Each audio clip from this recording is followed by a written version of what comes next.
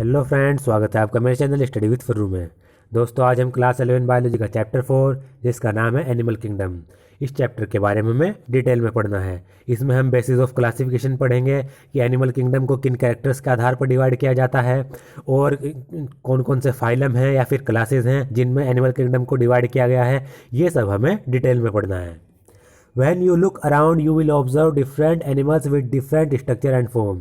जब आप अपने चारों तरफ देखते हो या फिर अपने आसपास देखते हो तो आप अलग अलग स्ट्रक्चर्स के या फिर अलग अलग फॉर्म्स के एनिमल्स आप अपने आसपास ऑब्जर्व करते हो। As over a million species of animals have been describe till now. अब तक लगभग मिलियन स्पीसीज, मिलियन कहते हैं 1 मिलियन में होते हैं 10 लाख, तो लगभग मिलियन एनिमल्स की जो स्पीसीज हैं वो अब तक डिस्क्राइब की जा चुकी हैं। The need for classification becomes all the more important.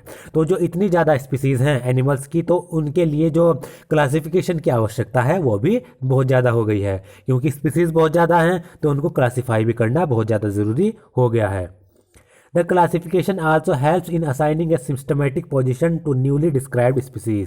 जो क्लासिफिकेशन है वो जो न्यूली डिस्क्राइब्ड स्पीसीज होती हैं, यानी जो स्पीसीज अभी अभी डिस्कवर की गई हैं, उनको एक सिस्टमेटिक पोजीशन देने के लिए भी बहुत ज़्यादा ज़रूरी है क्लासिफिकेशन, कि उनको कैरेक्टर्स के आधार पर एक पर्टिकुलर फाइलम में या एक पर्टिकुलर क्लास में उनको रखा जाए। Basis of classification. अब क्लासिफिकेशन का बेसिस क्या है एनिमल किंगडम में? In spite of differences in structure and form of different animals, there are fundamental features common to various individuals in relation to the arrangement of cell, body symmetry, nature of coilum, pattern of digestive, circulatory और reproductive systems। जो animals हैं, different animals हैं, उनकी जो structures हैं या फिर जो उनकी जो फॉर्म्स हैं उनमें बहुत ज़्यादा डिफरेंस भी देखा गया है। क्योंकि आप अगर स्ट्रक्चर्स देखेंगे, आप डॉग की स्ट्रक्चर देखिए या फिर आप जो एलिफेंट है उसकी स्ट्रक्चर्स देखिए, उनकी स्ट्रक्चर में बहुत ज़्यादा डिफरेंस है।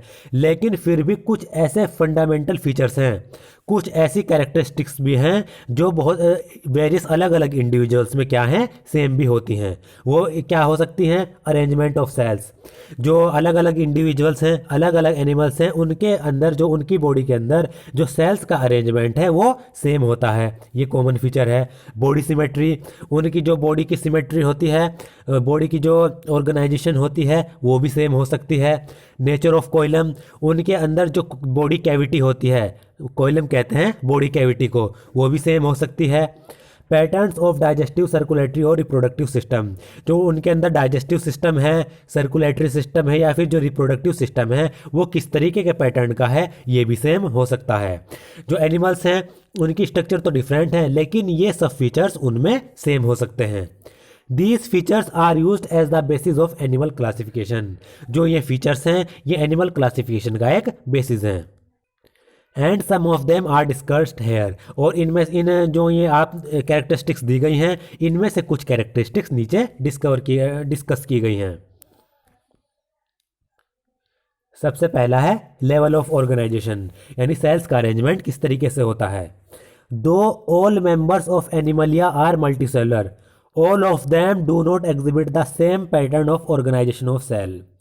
जो एनिमलिया किंगडम के जो सभी मेंबर्स हैं वो क्या होते हैं, वो मल्टीसेलर होते हैं, यानी उनकी बॉडी के अंदर एक से ज़्यादा सेल प्रेजेंट होती हैं। तो सभी मेंबर्स हैं एनिमल किंगडम के वो मल्टीसेलर हैं, लेकिन उनकी बॉडी के अंदर जो सेल्स का जो ऑर्गेनाइजेशन पैटर्न है वो सेम नहीं होता। मल्टीसेलर तो हैं लेकिन उनकी बॉडी के अंदर जो सेल्स का अरेंजमेंट है, सेल्स का ऑर्गेनाइजेशन है वो सेम नहीं है, वो पैटर्न डिफरेंट है। एग्जाम्पल के तौर पर in sponges the cells are arranged as loose cell aggregate, that is they exhibit cellular level of organisation. Example के तौर पर जो स्पॉन्जेस एनिमल्स हैं, जो स्पॉन्जेस ऑर्गेनिजम्स हैं, उनकी बॉडी के अंदर जो सेल्स अरेंज होती हैं वो लूज सेल एग्रीगेट के रूप में अरेंज होती हैं, यानी सेल होंगी और वो लूजली पैक्ड होंगी, उनका अरेंजमेंट लूज होगा। तो इसलिए जो स्पॉन्जेस हैं उनके अंदर सेलुलर लेवल ऑफ ऑर्गेनाइजेशन देखा जाता है, क्योंकि जो सेल्स हैं वो लूज एग्रीगेट्स के रूप में अरेंज होती हैं। तो स्पॉन्जेस के अंदर क्या पाया जाता है? Cellular level of organisation important है। Some division of labour activities occur among the cell, इसमें क्या कहा गया कि some division of labour occur among the cells, यानी सेल्स के अंदर ही जो लेबर है, जो एक्टिविटीज़ हैं वो बांट ली गई हैं। मान लीजिए ये इस तरीके से सेल्स अरेंज्ड हैं, लूजली पैक्ड हैं सेल्स।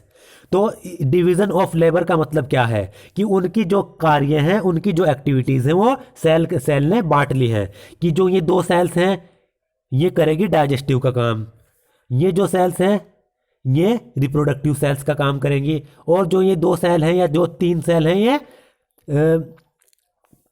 ब्रीथिंग का काम करेंगी, या फिर ये जो सेल्स हैं ये रेस्पिरेटरी सेल्स हैं। तो इस तरीके से सेल्स ने ही आपस में अपना काम बांट लिया है। क्योंकि ह्यूमन बॉडी में क्या होता है, टिश्यूज़ होते हैं, टिश्यूज़ फिर ऑर्गन बनाते हैं, तो अलग अलग ऑर्गन अलग अलग काम करता है। जैसे कि हमारा लंग्स हो गया, वो ब्रीथिंग का काम करेगा या फिर ब्लड को प्यूरिफाई करेगा। इसी तरीके से जो हमारा डाइजेस्टिव ट्रैक्ट्स हैं, डाइजेस्टिव सिस्टम है, स्टमक है, इंटेस्टाइन है, वो डाइजेशन का काम करती हैं। तो हमारी बॉडी में, ह्यूमन की बॉडी में तो जो ऑर्गन्स हैं उन्होंने डिवीज़न ऑफ लेबर कर दिया है कि इंटेस्टाइन अलग लेबर करेगी, अलग एक्टिविटीज़ करेगी, और जो हमारा लंग्स है वो अलग काम करेगा, जो हमारा हार्ट है वो ब्लड को पंप करने का काम करेगा।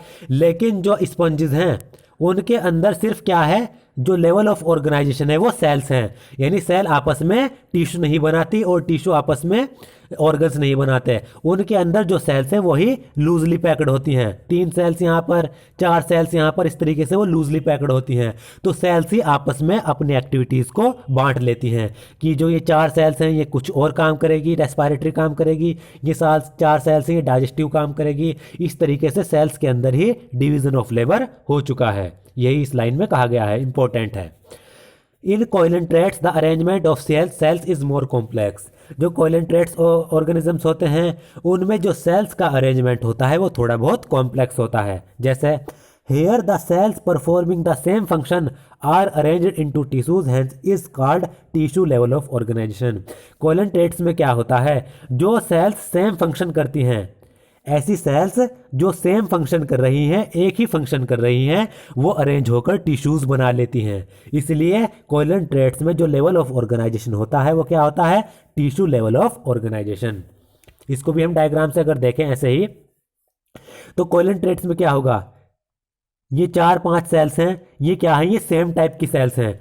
ये सेम टाइप की जो सेल्स हैं इन्होंने आपस में एक ग्रुप बना लिया, एक टिश्यू बना लिया, जिसको हम टिश्यू कहते हैं। इसी तरीके से ये 4-5 सेल हैं, ये क्या कर रही हैं, ये सारी की सारी सेल सेम फंक्शन कर रही हैं, डाइजेस्टिव का फंक्शन कर रही हैं। तो ये आपस में जुड़ जाती हैं और टिश्यू बना लेती हैं। तो जो कोइलेंट्रेट्स हैं उसमें tissue level of organisation present होता है। वहाँ पर तो स्पॉन्जेस में तो सेल्स ही अलग अलग कार्य कर रही थी, लेकिन यहाँ पर जो सेल्स हैं, यानी ऐसी सेल जो सेम फंक्शन कर रही हैं, एक ही कार्य कर रही हैं, वो आपस में अरेंज हो जाती हैं और टिश्यू बना लेती हैं। A still higher level of organisation that is organ level is exhibited by members of Platyhelminthes and other higher phyla where tissues are group together to form organs. और इसी तरीके से जो प्लेटीहेल्मिन्थिस फाइलम के जो मेंबर्स होते हैं या फिर दूसरे हायर फाइलम के जो मेंबर्स होते हैं उनमें हायर लेवल ऑफ ऑर्गेनाइजेशन देखा गया है। उनमें क्या देखा गया है, उनमें ऑर्गन लेवल ऑफ ऑर्गेनाइजेशन देखा गया है। ऑर्गन लेवल ऑफ ऑर्गेनाइजेशन में क्या होता है, टिश्यूज आपस में ग्रुप बना लेते हैं, सेम प्रकार के टिश्यूज आपस में ग्रुप बना लेते हैं जिससे ऑर्गन्स बन जाता है। Each specialise form a particular function, और हर एक पर्टिकुलर ऑर्गन अपना एक पर्टिकुलर फंक्शन करता है। स्पंजेस में सेलुलर लेवल ऑफ ऑर्गेनाइजेशन, जहां पर सेल्स अलग अलग कार्य कर रही थी, और कोइलेंट्रेट्स में tissue level of organisation, cells आपस में जुड़कर टिश्यू बना रही थी, टिश्यू अलग अलग कार्य कर रहे थे। लेकिन प्लेटीहेल्मिन्थिस में और दूसरे हायर फाइलम में टिश्यूज आपस में जुड़ जाते हैं, टिश्यूज आपस में अरेंज हो जाते हैं जिससे वो ऑर्गन सिस्टम बना लेते हैं, और हर एक ऑर्गन एक अपना पर्टिकुलर फंक्शन करता है। तो 3 प्रकार के लेवल ऑफ ऑर्गेनाइजेशन है, cellular level of organisation, tissue level of organisation and organ level of organisation. In animals like annelids, arthropods, molluscs. कुछ एनिमल्स होते हैं जैसे कि एनिलिड्स हो गए, आर्थ्रोपोड्स हो गए और मोलस्क हो गए। इनमें क्या होता है, एचिनोडर्म्स हो गए और कॉर्डेट्स हो गए। Organs have associated to form functional system, each system concern with a specific physiological function. तो इन ऑर्गन एनिमल्स जो है, इन एनिमल्स में क्या हो रहा है, जो ऑर्गन्स हैं वो आपस में एसोसिएट हो जाते हैं, जुड़ जाते हैं, जिससे वो कुछ फंक्शनल सिस्टम्स बना लेते हैं। एग्जाम्पल के तौर पर ह्यूमन बींग्स की अगर बात करें तो ह्यूमन बींग्स में जो डाइजेस्टिव ट्रैक्ट्स हैं उसमें एलिमेंट्री कैनाल्स हैं, स्टमक आते हैं, उसमें आप देखते हैं कहाँ से स्टार्ट होता है, माउथ से स्टार्ट होता है, फिर फेरिंग्स हो गया, ओइसोफेगस हो गया, और उसके बाद स्टमक हो गया, लार्ज इंटेस्टाइन, और उसके बाद स्मॉल इंटेस्टाइन, लार्ज इंटेस्टाइन। तो ये सब जो ऑर्गन्स हैं ये आपस में जुड़कर क्या बना रहे हैं, डाइजेस्टिव सिस्टम बना रहे हैं। तो यही बात इसमें कही गई है कि जो ये आपको ऑर्गन्स मतलब एनिमल्स दिए गए हैं, कोर्डेट्स हो गए, एचिनोडर्म्स हो गए, इनमें क्या हो रहा है, ऑर्गन्स आपस में एसोसिएट होकर जुड़कर फंक्शनल सिस्टम बना रहे हैं, और हर एक सिस्टम अपना एक फिजियोलॉजिकल फंक्शन करता है। जैसे कि रेस्पिरेटरी सिस्टम अलग फंक्शन करेगा अपना, डाइजेस्टिव सिस्टम अलग फंक्शन करेगा, और ऐसे ही रिप्रोडक्टिव सिस्टम अलग फंक्शन करेगा। This pattern is called organ system level of organisation. इस पैटर्न को हम कहते हैं organ system level of organisation. Organ system in different group of animal exhibit various pattern of complexities. जो अलग अलग एनिमल्स होते हैं, अलग अलग ग्रुप्स के एनिमल्स होते हैं, उनके अंदर जो ऑर्गन सिस्टम होते हैं उनमें भी उनकी जो पैटर्न्स होता है उनमें भी कुछ कॉम्प्लेक्सिटीज देखी गई है, यानी उनके पैटर्न में भी विविधताएं देखी गई हैं, अलग अलग प्रकार के पैटर्न उनमें शो किए गए हैं। एग्जाम्पल के तौर पर The digestive system in Platyhelminthes has only a single opening to the outside of the body that serve as both mouth and anus, and hence is called incomplete digestive system. Example के तौर पर जो प्लेटीहेल्मिंथिस phylum है उसमें जो digestive system पाया जाता है उसमें बॉडी का जो आउटसाइड की बॉडी के बाहर की तरफ सिर्फ एक सिंगल ओपनिंग ही पाई जाती है। जैसे यह है प्लेटीहेल्मिंथिस है सपोज कीजिए, तो इसकी जो बॉडी का जो बाहरी छोर होगा, बॉडी की जो आउटसाइड वाला पार्ट होगा उसमें सिर्फ एक ही ओपनिंग पाई जाएगी, ये ओपनिंग समझ लीजिए। और जो ये एक ओपनिंग होती है यही माउथ की तरह एक्ट करती है, यानी जो खाना बाहर से जाएगा इसी ओपनिंग के द्वारा जाएगा, और यही एनएस के रूप में एक्ट करती है, यानी जो एक्सक्रीटरी मटेरियल होगा, वेस्ट मटेरियल होगा, वही इस ओपनिंग से बाहर निकलेगा। यानी प्लेटीहेल्मिंथिस में डाइजेस्टिव सिस्टम में सिर्फ एक ओपनिंग है, वही ओपनिंग माउथ की तरह एक्ट करती है, वही ओपनिंग एनएस की तरह एक्ट करती है। तो इस प्रकार का जो डाइजेस्टिव सिस्टम होता है उसको हम इनकम्प्लीट डाइजेस्टिव सिस्टम कहते हैं। A complete digestive system has two openings, mouth and anus. एक कंप्लीट डाइजेस्टिव सिस्टम अगर होगा तो उसमें दो ओपनिंग होगी, माउथ जहाँ से खाना बॉडी में जो है अंदर जाएगा, एनएस जहाँ से वेस्ट मटेरियल एक्सक्रीट होगा। सिमिलरली द सर्कुलेटरी सिस्टम में बी ऑफ टू टाइप्स। इसी प्रकार से जो सर्कुलेटरी सिस्टम होता है, यानी जो ब्लड का जहाँ पर फ्लो होता है वो सिस्टम भी दो प्रकार का होता है। एक सर्कुलेटरी सिस्टम होता है ओपन टाइप सर्कुलेटरी सिस्टम, दूसरा सर्कुलेटरी सिस्टम होता है क्लोज टाइप सर्कुलेटरी सिस्टम। अब क्या होते हैं ये? Open type in which the blood is pumped out of the heart and the cells and tissues are directly bathed in it.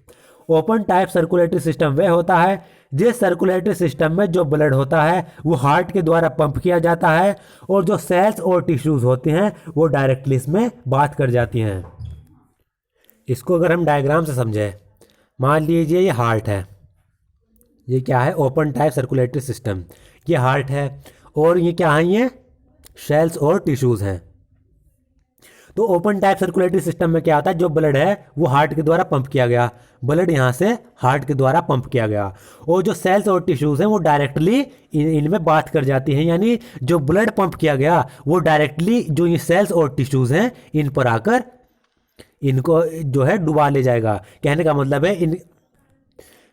मतलब है जो ये सेल्स और टिश्यूज हैं वो डायरेक्टली इन जो ये ब्लड है इसमें वो बात कर जाएंगी इस तरीके से। यानी इनमें ना कोई कैपिलरीज हैं, ना इनमें कोई भी ट्यूब है, ये इसमें कुछ भी नहीं है, आर्टरीज भी नहीं है। डायरेक्टली जो हार्ट है वो ब्लड पंप करेगा और वो सेल्स और टिश्यूज के पास डायरेक्टली पहुंच जाएगा। ऐसे ही क्लोज टाइप में क्या होता है? In which the blood is circulated through a series of vessels of varying diameters. Closed type circulatory system में क्या होता है? जो ब्लड होता है वो वेसल्स की एक सीरीज होती है, वेसल्स होती हैं, ब्लड वेसल्स, उनके द्वारा अलग अलग टिश्यूज़ अलग अलग सेल्स पर पहुंचाया जाता है। क्लोज टाइप में आर्टरीज होती हैं जो ब्लड को जो है हार्ट से टिश्यूज़ के पास ले जाती हैं, वेंस होती हैं और कैपिलरीज होती हैं। इसको भी अगर डायग्राम से देखें, ये हार्ट है, ये क्या है, ये टिश्यूज़ हैं। तो इसमें क्या होगा, इसमें इस तरीके से आर्टरीज होंगी, वेंस होंगी। हार्ट ने क्या किया, ब्लड पंप किया। वो जो ब्लड पंप करेगा हार्ट, वो इन आर्टरीज के द्वारा होते हुए, यानी पूरी बॉडी में वो ऐसे नहीं फैलेगा, इन आर्टरीज के द्वारा होकर वो कहाँ पर पहुंच जाएगा, सेल्स और टिश्यूज के पास पहुंच जाएगा। ओपन टाइप में तो क्या हो रहा था, हार्ट ने ब्लड पंप किया, वो डायरेक्टली पूरी बॉडी में फैल गया। लेकिन क्लोज टाइप में जो ब्लड होगा वो आर्टरीज और वेन्स के द्वारा, ब्लड वेसल्स के द्वारा टिश्यूज और उनके पास पहुंचेगा, टिश्यूज और सेल्स के पास। यही इसमें डिफरेंस है।